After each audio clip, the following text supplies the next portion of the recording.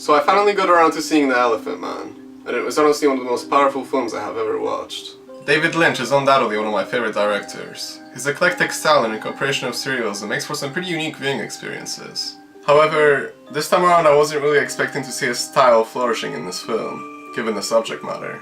As much as engaging his films are, they never really strive to affect you emotionally. So going into this film I thought to myself, how is he going to combine the surrealistic and dreamlike atmosphere of Eraserhead with a subject matter as sensitive as this? Well, he pulls it off perfectly. The dreamlike sequences don't feel out of place at all. They flow nicely with the narrative and furthermore help to convey the trauma faced by our protagonist quite effectively.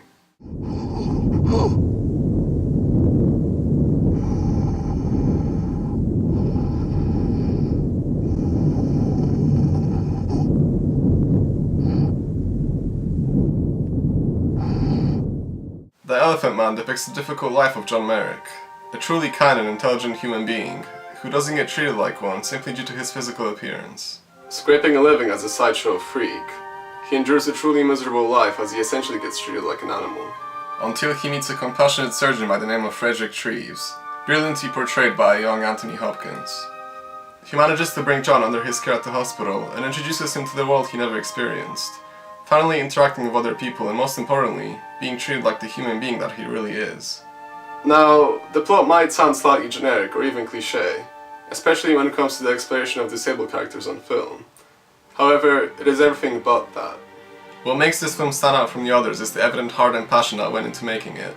All of the characters feel fleshed out, the reactions feel truly genuine, and the chemistry between everyone just works, which signifies Lynch's skillful direction. He introduces us to the compelling character of John Merrick, makes us sympathize with him, and takes us for a transformative journey that exposes the ugly as well as the beautiful side of humanity. Oh, Mr. Merrick, you're not an elephant man at all. Mm-hmm. No. You're Romeo.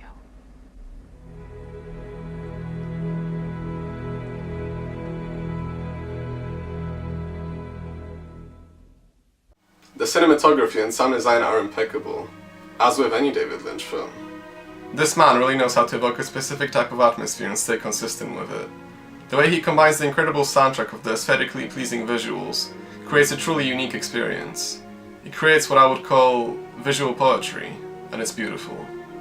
Not only does The Elephant Man succeed in being emotionally powerful through unforgettable sequences, but it also manages to craft psychological tension extremely well.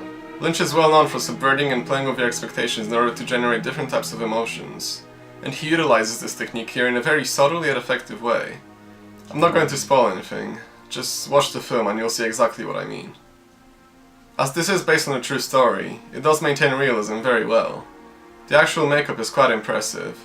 It still holds up today and definitely serves its purpose when it comes to showcasing the deformities. John Hurt's portrayal of the Elephant Man is also incredibly effective. It is a performance that relies on physicality quite a lot, yet it manages to convey a hell of a lot of emotion, and frankly, I don't think it could have been done any better.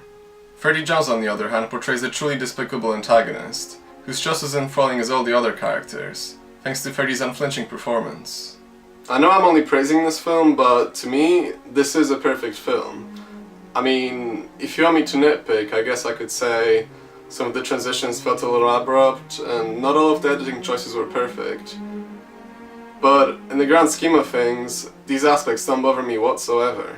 In my eyes, The Elephant Man is a true masterpiece. This is astonishingly powerful filmmaking that I would describe as tragic, yet beautiful. It features one of the best closing sequences I have ever seen in film, and it is one of the best films I have ever seen, which is why I'm giving it a perfect 10 out of 10.